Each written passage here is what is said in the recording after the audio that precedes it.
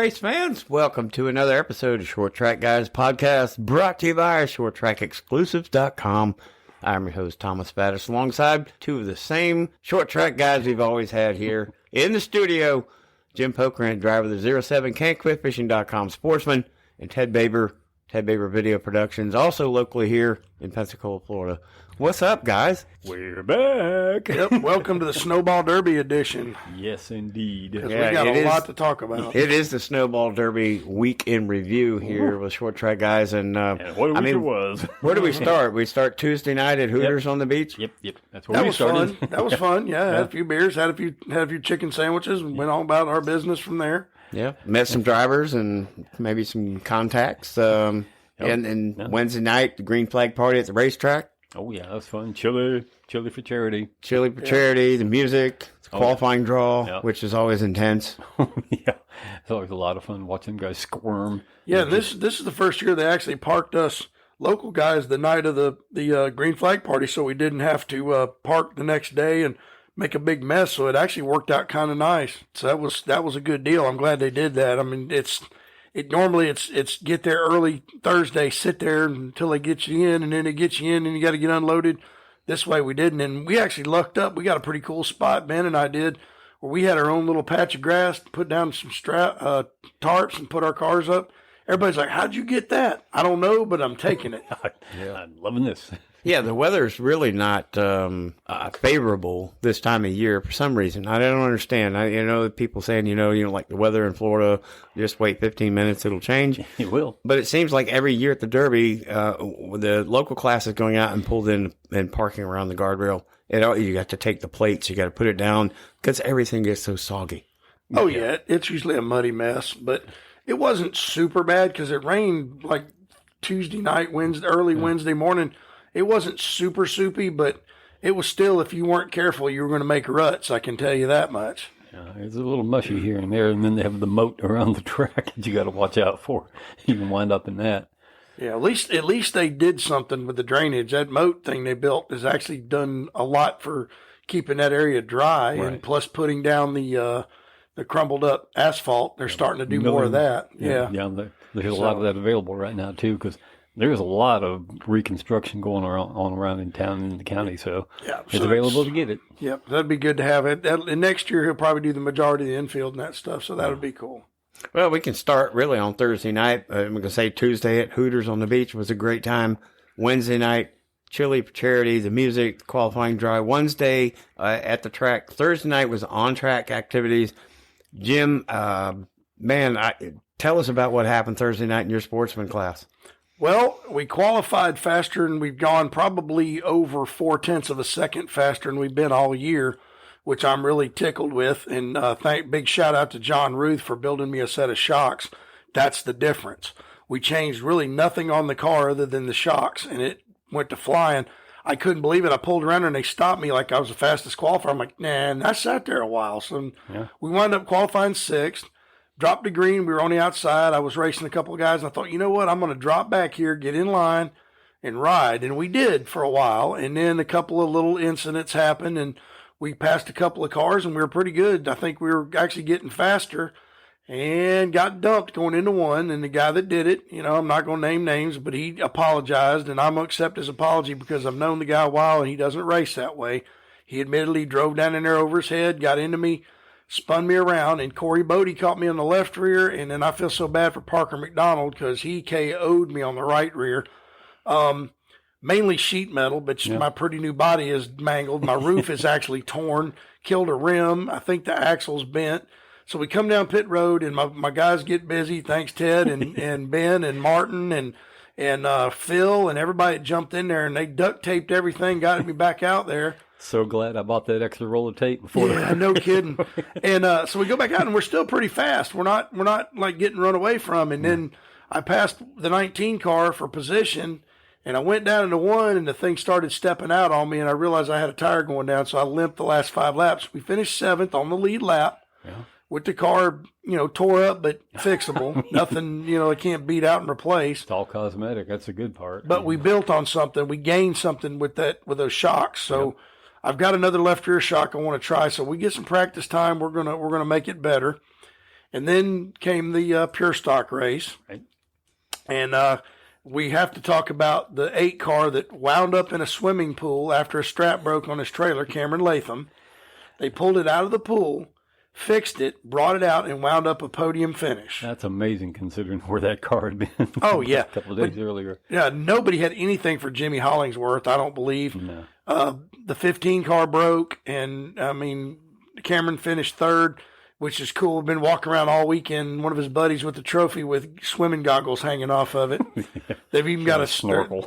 Yeah, they've even got a T-shirt that somebody made that's out there for sale right now. So, you can get you a pool party pure stock. I know it's old school. They should have painted it yellow, the yellow submarine. Yeah, I get it. That's cool. But, I mean, it was a neat race. Mike Gorham, for my buddy Ben Cranford, wound up 4th, which was a great finish for him. We worked on that car right up to the last minute, trying to make some changes, make it better. So, I mean, it ended up pretty good. The truck race was interesting. Very. Yeah, let's get into that a little bit. I mean, the 3 truck dominated Yeah. pretty much. And, it ended up being Casey Roderick, who's no slouch, runs second. Right. Well, when they get down to the room of doom. There's a reason the 3 car or truck was running so well. Well, I mean, his drive shaft was too small. I don't think that made that big of a difference because last time he was here, he actually almost beat Boyette in that 9 truck, which is damn near impossible. And by the way, I saw that 9 truck's up for sale. Oh, yeah, it is. I guess Gerald Boyd's getting out or doing something different. I don't know. But, yeah, I mean, and then ended up being Casey Roderick getting the win. Congratulations to him. Wasn't his only one that this weekend. Oh, no, and in a top 5 in the big show in his own car. Yes. I mean, he drove for Anthony Campy in the 100-lapper. Well, that's a good crew to be in touch with. And set on the pole, if I'm not. Didn't he sit on the pole and win the race? They won the race. Yeah. He dominated. He led all 100 laps. Oh, dude, and Derek Thorne, who won it the last 2 years in a row, couldn't get close to him. Right. No, that's saying something. Yeah, I was waiting on it 43 to come blasting up there and take the lead because he dominated the last 2 100-lappers the last couple of years, but he just had nothing for Casey Roderick. Congratulations to him. And that Anthony Campy number 18, they put the smack down. Yeah, they completely dominated that race. It was fun to watch. I like to see Casey succeed too. Wish he'd had that kind of luck in the Derby. He was close. He was really close. But I mean, he came up there and finished in the top 5, which is no small feat. Nope. But talk about domination. Yeah.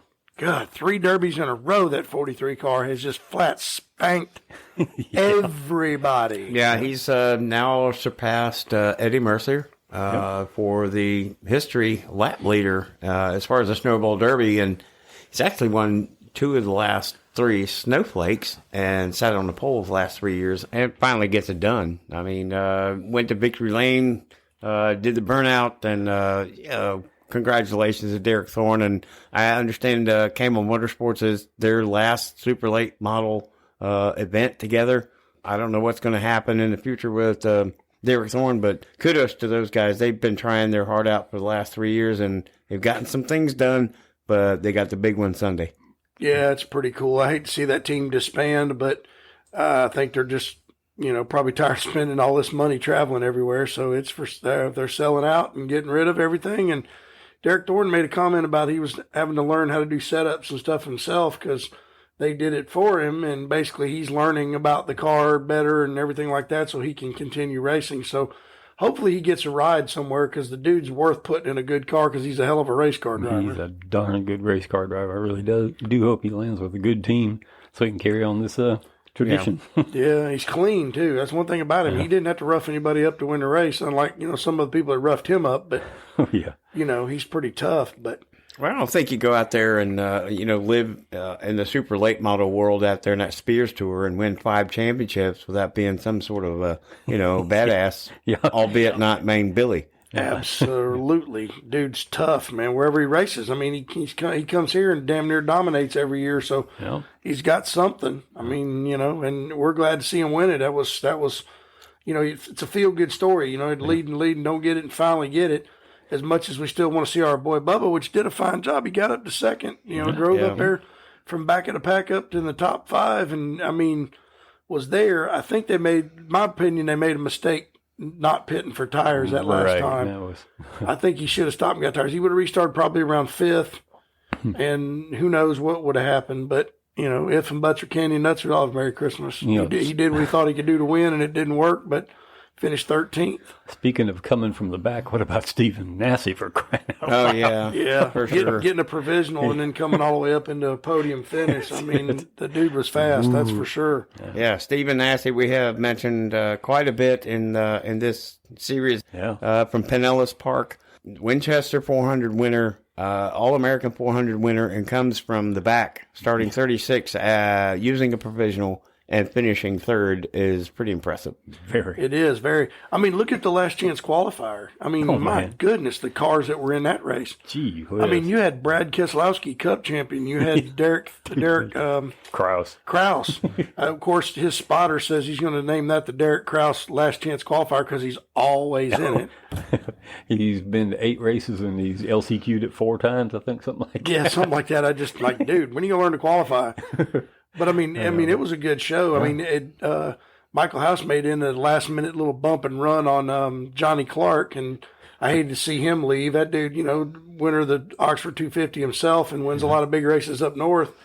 And it was really crazy to see his hauler pulling out and leaving. But I will give a shout out to that 54 car though, Johnny Clark, and that Super being awarded for the best appearing Super Late model of the Snowball Derby.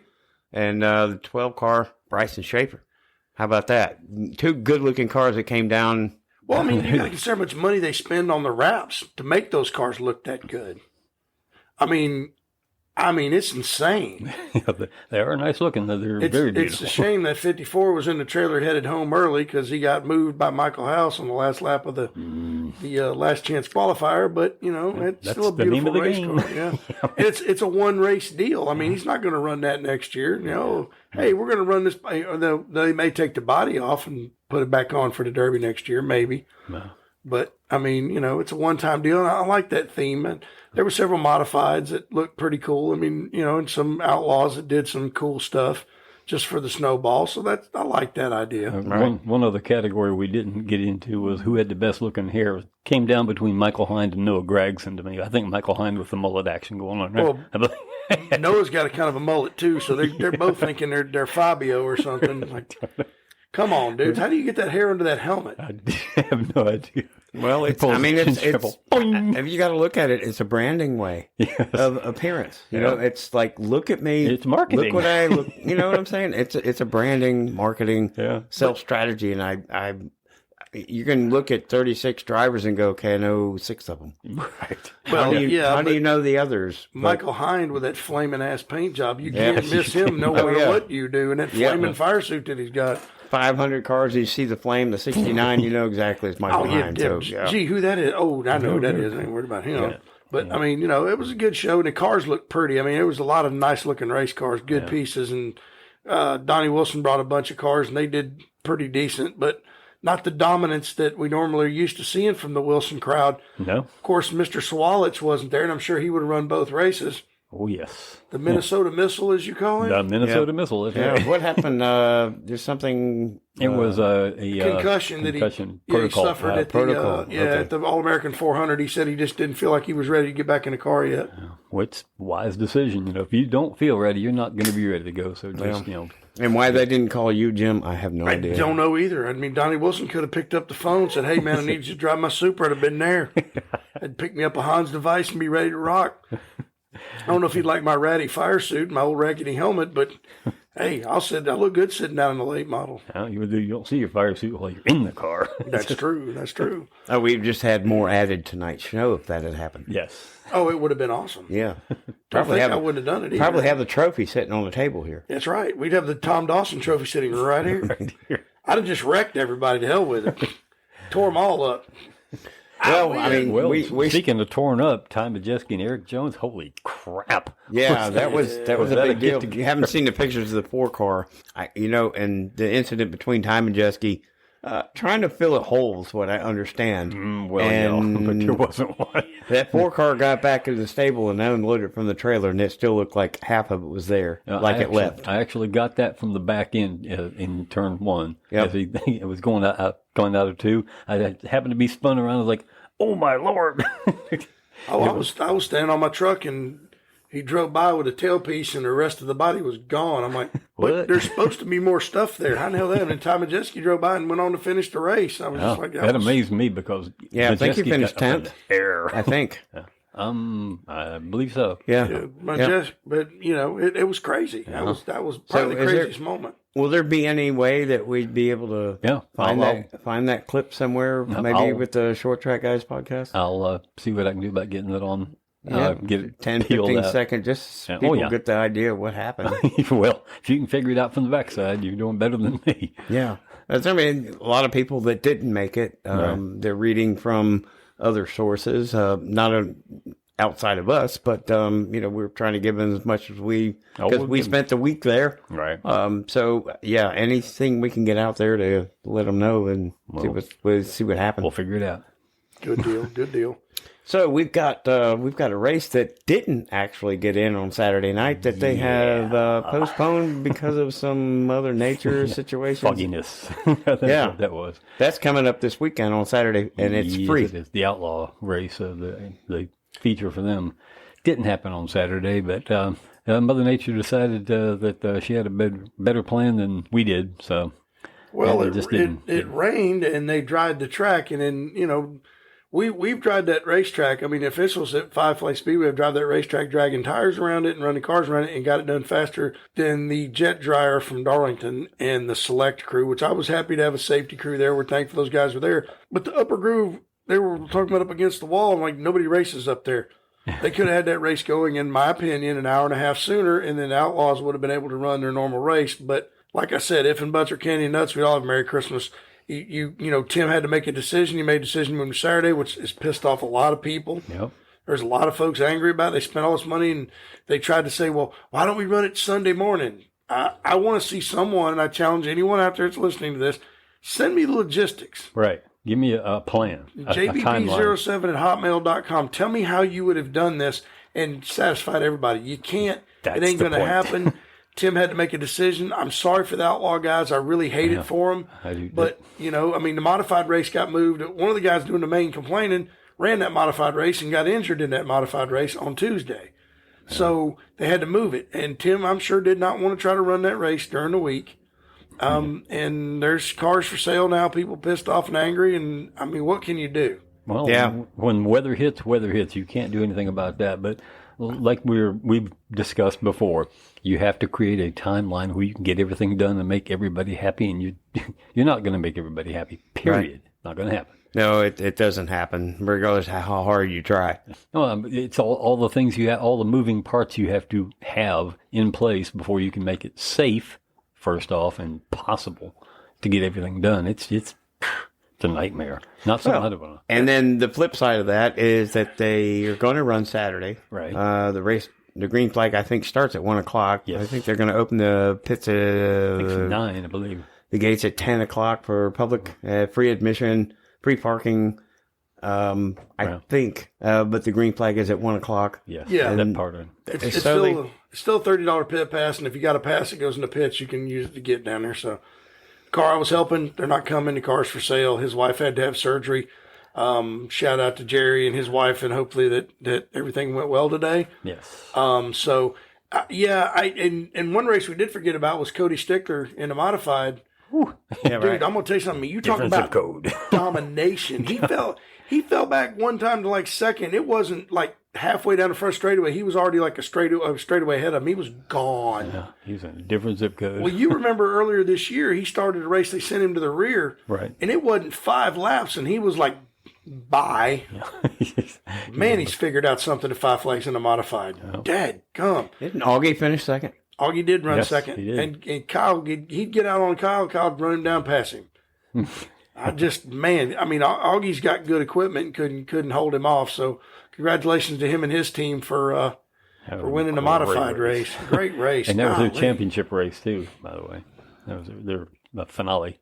Well, as long as we're on the shout out trail, want to give out 1-2 Fury race cars. I know there are manufacturers out there, and we've got Gark and Fury, and there's a couple of others that come on perimeters, and some other chassis builders they're out on the market. Donnie's Cars are just outstanding. Yeah. Johnny's cars are Hamkeys.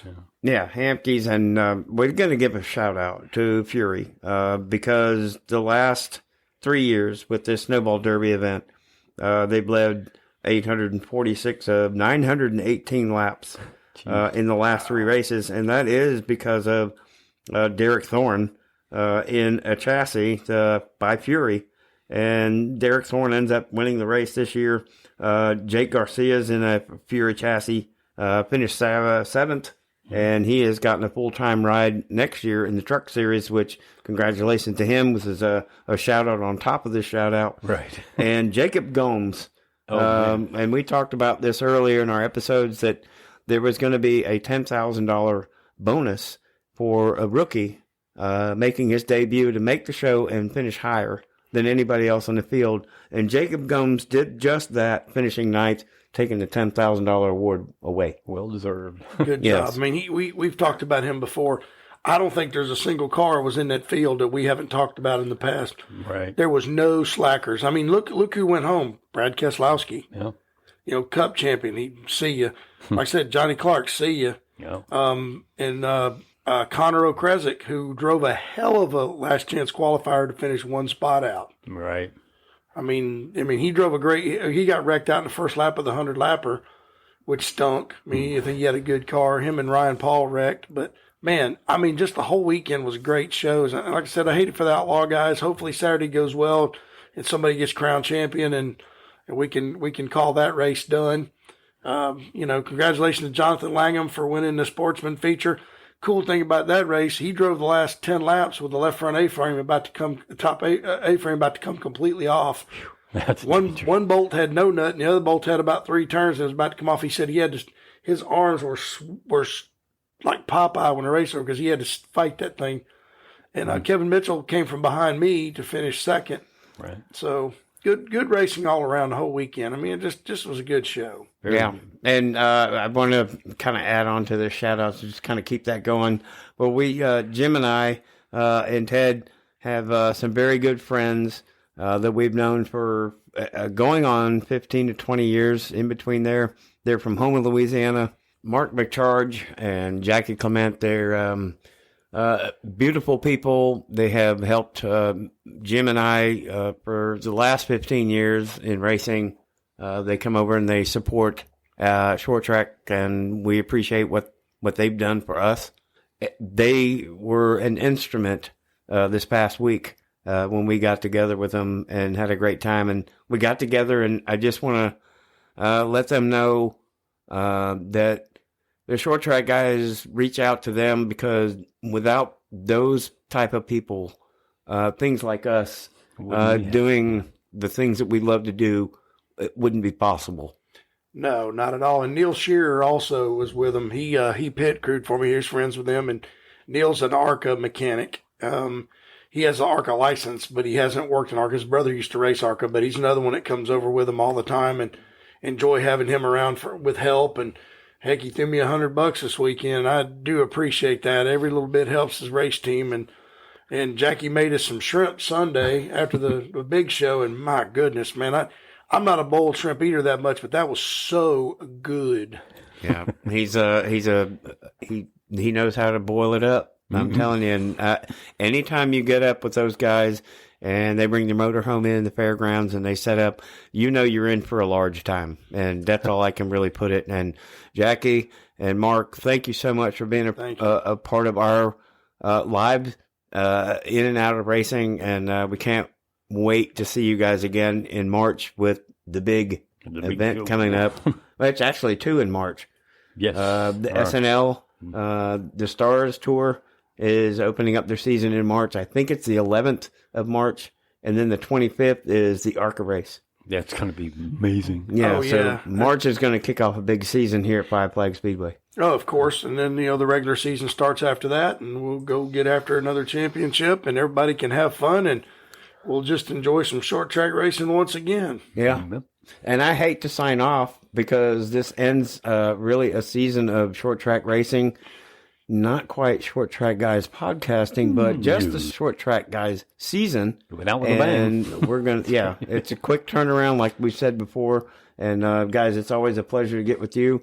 We have a great time. There's a lot of knowledge in there, and I hope everybody's enjoying it. Thanks for listening. Your support is our motivation. And Absolutely.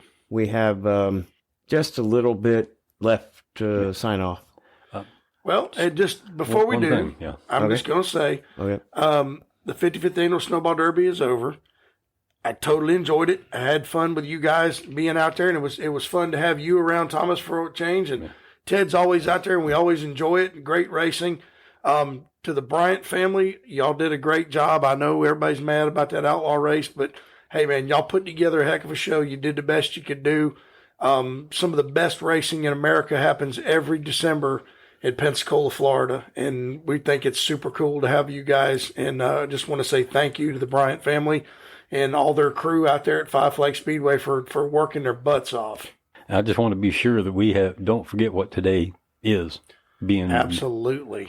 It was a solemn occasion several decades ago when we had a little bit of a problem with the country of Japan. Yeah. This would be a day that lived in infamy. Well, I want to say a big shout out to all the heroes, all the people that went before us, the greatest generation. Amen. Yes, past, present, and future. Yep. Amen. December 7th, 1941, a date will live in infamy when Pearl Harbor was bombed by Japan. Surprised. They caught us off guard with our pants down. Yep. But you know what? The might and the will of the American people stood up that day and said, you know what, Japan? Yeah, we're going to fix this. And we did. And we beat Hitler. We beat Japan. And we ended World War II. So, yeah, shout out to all the heroes that serve our military even to this day. Right. And thank you all. Even the first responders, Amen. Police officers, everybody in the military. Thank you for your service. Thank you. And police especially, because they're catching a bad time right now. And we need them. We need the thin blue line because it's getting thinner. Right. And we need you guys. And EMTs, God bless you guys for what you do. Firemen, thank you. Absolutely. Yep. One, There was 2, one more. 3. Let's go, Brandon. Good night, everybody. Good night. Thanks for listening.